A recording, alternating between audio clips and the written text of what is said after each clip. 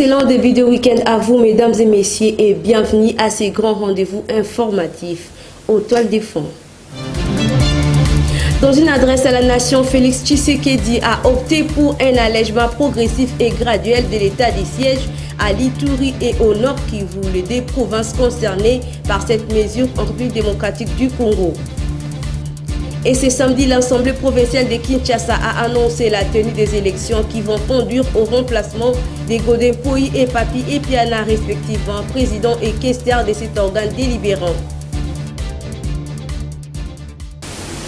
Démarrons ce journal par les discours du chef de l'État à la nation congolaise, le garant de la paix et du bon fonctionnement de toutes les institutions du pays, s'est adressé le jeudi 12 octobre dernier à la nation sur l'état des lieux actuels de l'évolution et de l'état des sièges décrétés dans le province du Nord Kivu et de l'Ituri pour assurer le retour d'une paix durable et effective. Au cours de son message, Félix Antoine Tshisekedi opte pour un allègement progressif et graduel en vue de préserver l'intégrité territoriale. Suivez.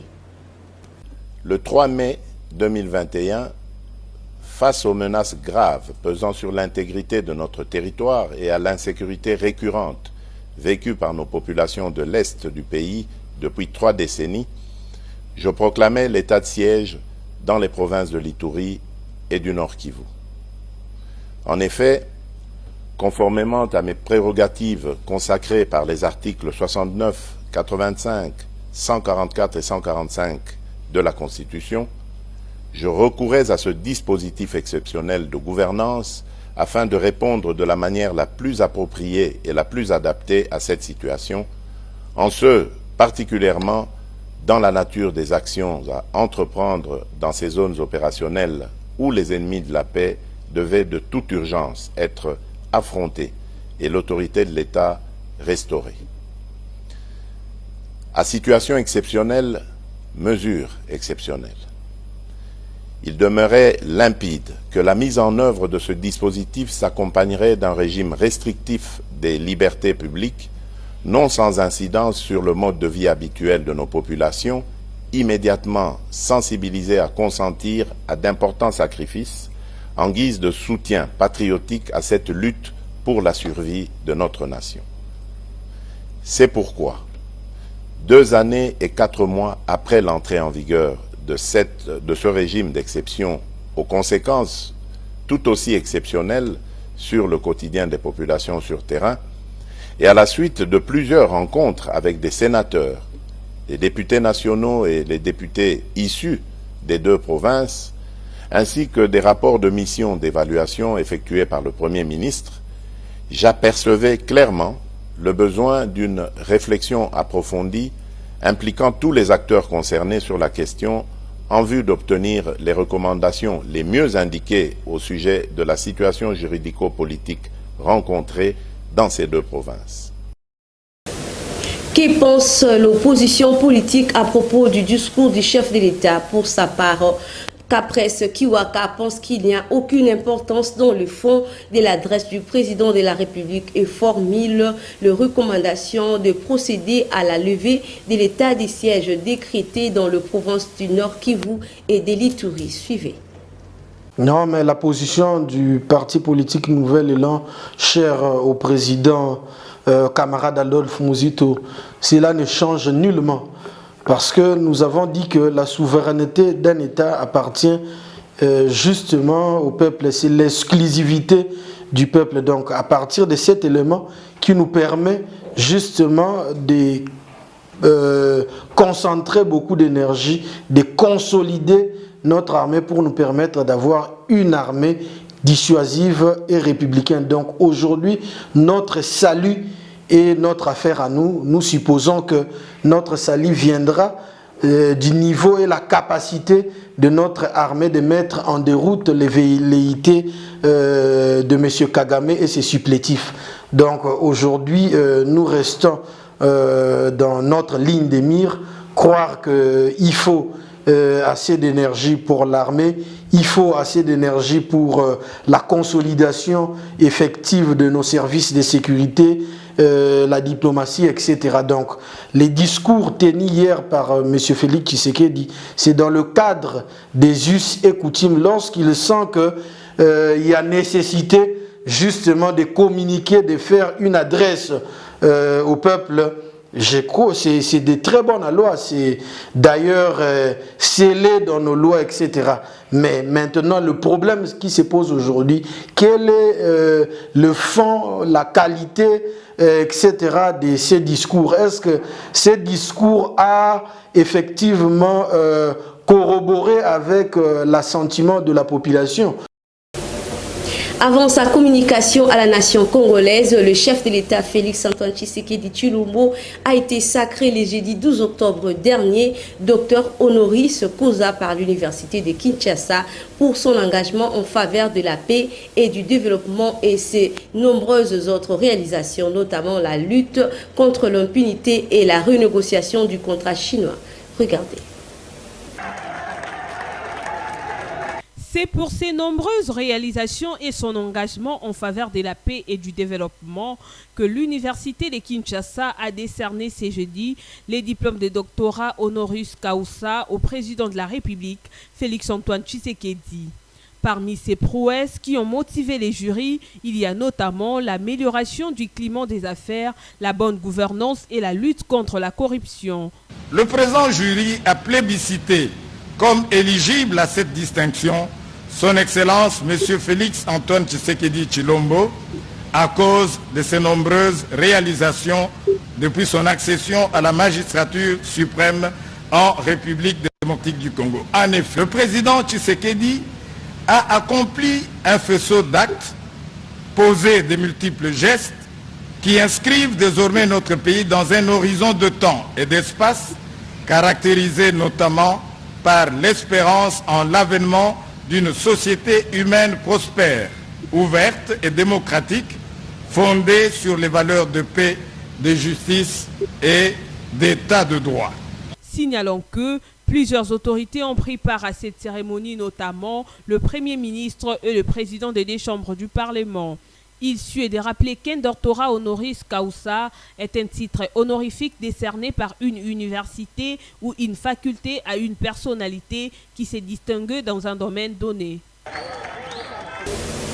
Au chapitre de la relance de relations bilatérales entre la RDC et les Gabon, il convient de pingler que la rencontre entre le chef de l'État Félix-Antoine Tshisekedi Tshilombo et son homologue du Gabon, le général Oligui Nguema, il était question de discuter la paix et du climat des affaires en Afrique, mais également solliciter l'accompagnement du président de la RDC pour la réintégration de la République sœur du Gabon à la communauté des États de l'Afrique centrale.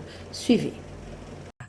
L'objet de notre visite ici, en terre congolaise à Kinshasa, c'est d'abord d'échanger avec son homologue sur les questions de paix et de sécurité, mais également les questions de climat. Comme vous le savez, il y aura une conférence sur les bassins du Congo, non loin d'ici à Brazzaville, et nous comptons nous y rendre et échanger également pour les questions de climat qui concernent également l'Afrique. Le deuxième point, ce qui nous amène ici à Kinshasa, c'est cette étape dont vous parlez de la tournée.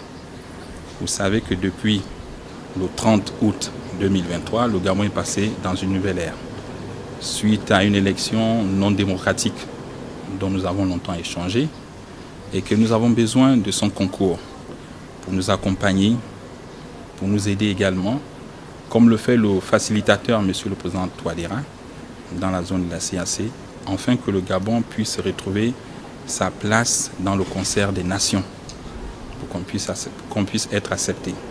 Et donc nous avons besoin de l'appui du président Tshisekedi ici présent. Et pour le peuple congolais, qui a des échéances également à venir, et qui sont des moments particuliers, vous avez des élections, nous souhaiterons que ça se passe dans la paix sociale, et que nous avons constaté que depuis l'arrivée du président Tshisekedi au pouvoir, depuis son intronisation, il y a la paix, cette paix ici au Congo. Et c'est cette paix qu'il faut préserver et qu'il faut continuer. Lors du briefing conjoint entre le ministre de la Communication et Médias et la ministre de la Culture, Arts et Patrimoine sur la politique culturelle en RDC, Patrick Mouyaya affirmait que le gouvernement de la République note les désarrois du Rwanda contre les forces loyalistes de la RDC, le Wazalendo. Voici cet extrait choisi par votre rédaction. C'est les pyromanes qui crient aux sapeurs-pompiers. Parce que ceux qui parlent de massacre de la communauté Tutsi, c'est les Rwandais. On a vu tous leur renfort médiatique avec leur armée numérique. Généralement, quand ils procèdent comme ça, c'est parce qu'eux, ils ont prévu de commettre de massacres, le faire porter sur le jeune patriote et trouver un prétexte pour intervenir. Nous connaissons les modus operandi. Je rappelle ce que j'avais dit hier et qui doit être bien noté. C'est que toutes les communautés congolaises sont meurtries par ce qui se passe. Nous avions une fois, avec mon collègue Alexis Guissaro ici, parlé de cette question. Et donc, la stratégie rwandaise, c'est justement une stratégie de stigmatisation de cette communauté pour qu'ils s'en servent, comme ils ont l'habitude de s'en servir depuis une trentaine d'années. Mais ce narratif est un narratif d'une autre époque. Aujourd'hui, nous notons leur désarroi face justement à cette action menée par nos jeunes compatriotes et ils font de leur mieux justement pour chercher un prétexte, quoi qu'il en soit, pour nous diaboliser, etc. La question, elle est bien comprise et comptez sur nous, vous savez que nous sommes sur différents fronts pour que la question puisse être résolue. À son tour, la ministre de la Culture, Catherine Katungu-Fura, a fait le point sur l'identité culturelle de la RDC, inventant la rumba congolaise, reconnue comme patrimoine immatériel à l'UNESCO et la reconnaissance de cette date historique de l'héritage culturel dédié à Franco Luambo Makiadi. Suivez. Luambo Makiadi nous a quittés, ça fait 34 ans, mais nous ne pouvons pas l'oublier, nous lui rendons hommage en ces jours. J'ai préparé un discours qui a circulé pratiquement toute la journée. C'était pour rappeler que lorsque nous avons eu l'occasion d'avoir la rumba comme patrimoine, nous avons à notre niveau mis en place un calendrier dans lequel nous avons mis en valeur les paroliers de notre pays. Et Luambo Makiadi étant un grand parolier, un moraliste, un moralisateur, si je peux me permettre le terme, ces grands guitaristes avec des quintes que personne d'autre n'a su faire, doit rester dans notre mémoire. Celui-ci qui a travaillé avec d'autres précurseurs de la rumba, nous lui avons, pas nous, mais le monde, lui a reconnu beaucoup de termes, de temporalité dans ses œuvres. Et j'ai vu aujourd'hui beaucoup de gens dédier la chanson Mario, que le monde entier a repris. Beaucoup de gens l'ont étudié, donc une façon de dire que Mario est cette chanson qui nous rappelle Luambo Makiadi, ce moralisateur qui nous demande à la responsabilité. Et pendant cette période où nous avons reçu l'ordre du président de la République d'organiser le forum de la culture dans notre pays, en procédant par une sorte de réconciliation des artistes, Luambo Makiadi et Tabouley avait consacré cela dans une grande chanson que vous connaissez très bien, Lisanga Yabanganga. Mesdames et messieurs, sachez qu'à Kinshasa, le bureau de l'Assemblée provinciale a annoncé dans un communiqué les dates des élections afin d'élire un nouveau président et questeur à l'endroit de ses actuels dirigeants Godin Poyi et Papi Epiana qui font l'objet d'une accusation pour détournement des deniers publics. Regardez. L'Assemblée provinciale de Kinshasa a annoncé la date des élections qui devront permettre à l'élection de nouveaux dirigeants de cet organe délibérant. En effet, les actuels dirigeants, qui sont notamment Godin Poyi et Papi Epiana, font l'objet d'une mise en accusation pour détournement de deniers publics. Selon le communiqué officiel, les dates des élections pour le dépôt des candidatures ont eu lieu le jeudi 12 octobre dernier, dont les avant-midi jusqu'à 18h30 au cabinet du rapporteur. Cependant, pour ce vendredi 13 octobre, les listes des candidats ont été publiées en fonction de postes et pouvoirs de cet organe. Signalons que l'élection proprement dite se déroulera le samedi 14 octobre de l'année en cours lors de la plénière Notons par ailleurs que les candidats qui se sont inscrits à la candidature auront l'occasion de présenter leur programme avant de procéder au scrutin décisif. Il s'y est de rappeler que Godin Poyi avait été déjà déchu par la même assemblée provinciale, lequel la Cour d'appel avait suspendu cette décision.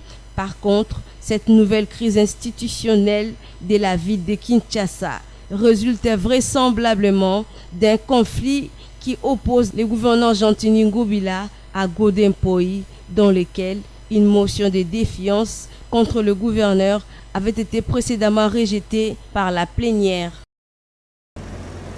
Poursuite des opérations militaires par l'armée congolaise dans la partie orientale de la RDC. La classe politique congolaise salue le prouesse et l'attachement patriotique envers le Congo avec ses fils et filles du pays appelés Wazalendo qui ne cessent de multiplier leurs efforts aux côtés des forces régulières de la RDC en vue de retrouver la paix et pacifier cette partie du pays. Mais moi, je pense qu'à un moment donné de la vie ou de l'histoire politique de notre pays, il faut encourager ce qui est positif. J'attends déjà des gens à avoir un avis contraire sur cette prouesse des peuples congolais, et alors que c'est quelque chose à encourager. Les Wazalendo ont fait un joli travail qu'il faut encourager. Parce que, vous savez, lorsqu'il s'agit du pays, l'effort ou l'apport de tout le monde est important. Donc l'armée, ensemble avec les Wazalendo, ont travaillé de telle sorte que les pays puissent récupérer une partie qui a été déjà entre les mains de l'ennemi. Et que si aujourd'hui, les pays a récupéré cette partie de la République, je pense que c'est quelque chose de très très important et à encourager. Et je pense, si nous pouvons encore trouver d'autres Congolais comme ça, qui pouvaient jouer un tel rôle, ce serait important pour le pays. Parce qu'en tout état de choses, c'est les pays qui gagnent. Que ce soit les Wazalendo, que ce soit l'armée congolaise, c'est les pays qui gagnent. Et il faut encourager ce genre de courage. Revenons sur la situation sécuritaire en RDC. Retenez que dans la province du Nord Kivu, la milice Wazalendo dit les patriotes qui opèrent dans l'autodéfense ont annoncé avoir récupéré les territoires de Massissi après avoir combattu les forces négatives du M23 et appelle la Commission électorale nationale indépendante CENI en sigle à commencer l'opération d'identification et d'enrôlement de la population à 2 mois des élections. Suivez ces commentaires. À 2 mois des élections, soit prévues en décembre prochain, appelle les gouvernements à commencer l'enrôlement de la population de plusieurs villages qu'ils ont récupérés aux mains de M23. En effet, les jeunes patriotes d'autodéfense dans l'est de la République démocratique du Congo ont annoncé d'avoir pris contrôle du territoire de Massissi après avoir combattu le rebelle du M23 dans la province du Nord Kivu en territoire de Rutshuru. Selon le Wazalendo, il est maintenant temps que le gouvernement procède à l'opération d'identification et d'enrôlement de la population de ce coin de la République afin qu'ils aient droit à la participation aux élections générales prévues au mois de décembre prochain et de permettre aux civils de ces territoires d'aller voter.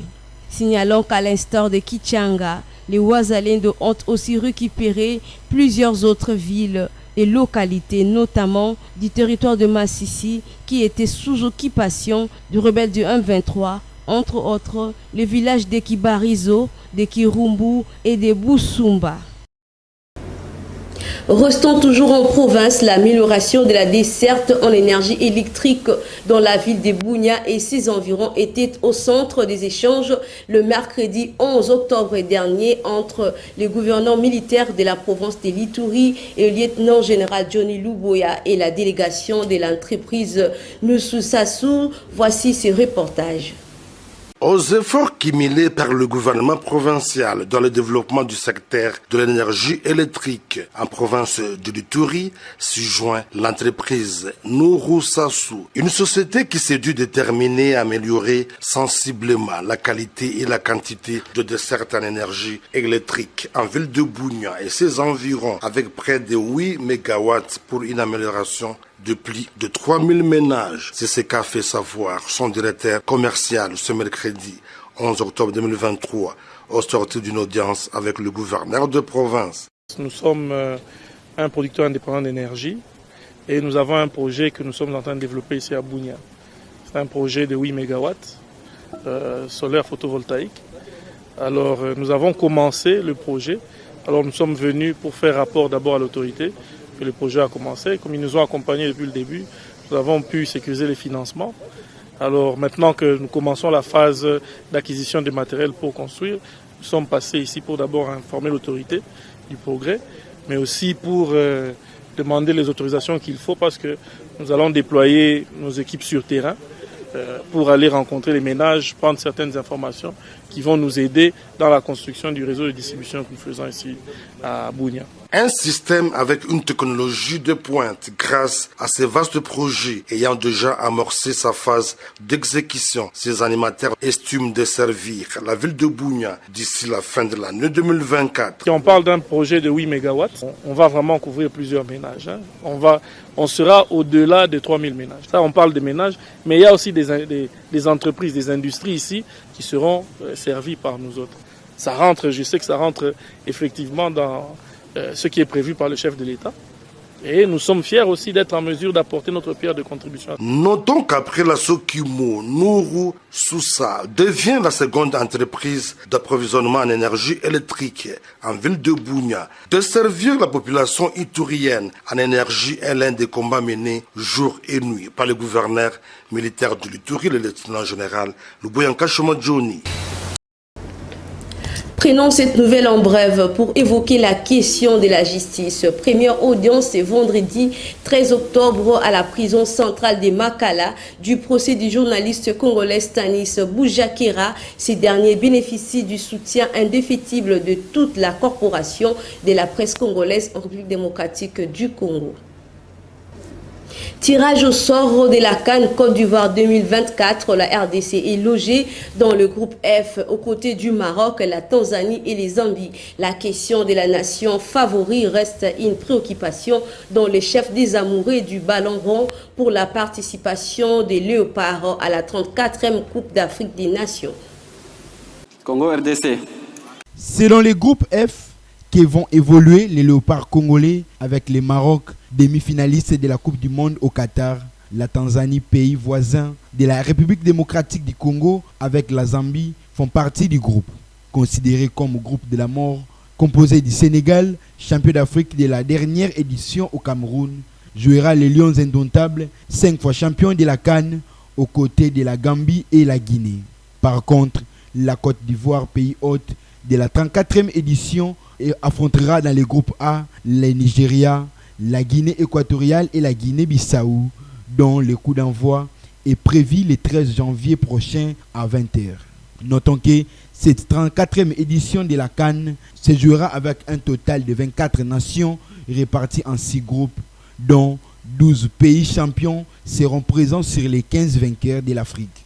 Et avec la dernière prestation des pays africains à la Coupe du Monde, cette édition sera la meilleure à relever de l'histoire du football dans le continent noir. Pendant ce temps, la sélection nationale congolaise poursuit son stage en Espagne avec la double confrontation en amical contre la Nouvelle-Zélande et l'Angola. La République démocratique du Congo entrera en liste de la Coupe d'Afrique des Nations 2023 le 17 janvier face à la Zambie et croisera le Maroc le 21 de ce même mois en deuxième journée avant de boucler la phase de groupe avec la Tanzanie le 24 dans la ville de San Pedro située au sud-ouest de la Côte d'Ivoire.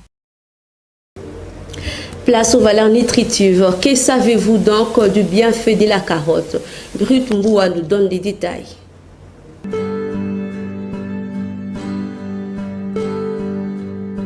La carotte fait partie des légumes le plus consommés dans le monde entier. Pour cause, sa saveur douce et sucrée s'est prête à toutes les associations en cuisine et séduit le petit comme le grand. Ce succès est une excellente nouvelle puisque le profil nutrition de la carotte est remarquable et unique.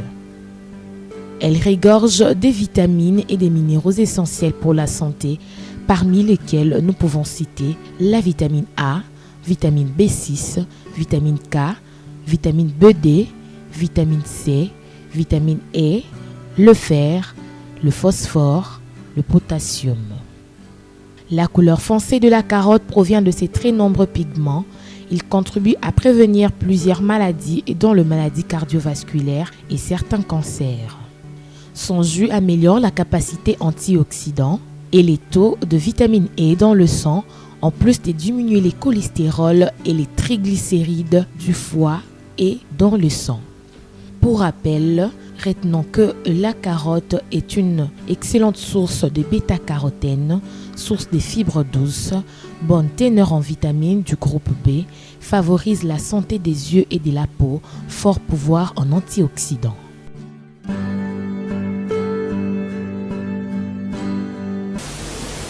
Nous arrivons déjà à la fin de cette session d'information sur Kinatu Télévision. Vous qui venez à peine de nous suivre, le rappel des titres. Dans une adresse à la nation, Félix Tshisekedi a opté pour un allègement progressif et graduel de l'état des sièges à l'Ituri et au Nord Kivu, les deux provinces concernées par cette mesure en République démocratique du Congo. Et ce samedi, l'Assemblée provinciale de Kinshasa a annoncé la tenue des élections qui vont conduire au remplacement des Godin Poyi et Papi Epiana, respectivement président et questeur de cet organe délibérant. Merci de votre attention particulière. Je vous retrouve demain avec le même plaisir. Bonne suite des programmes chez vous. Au revoir.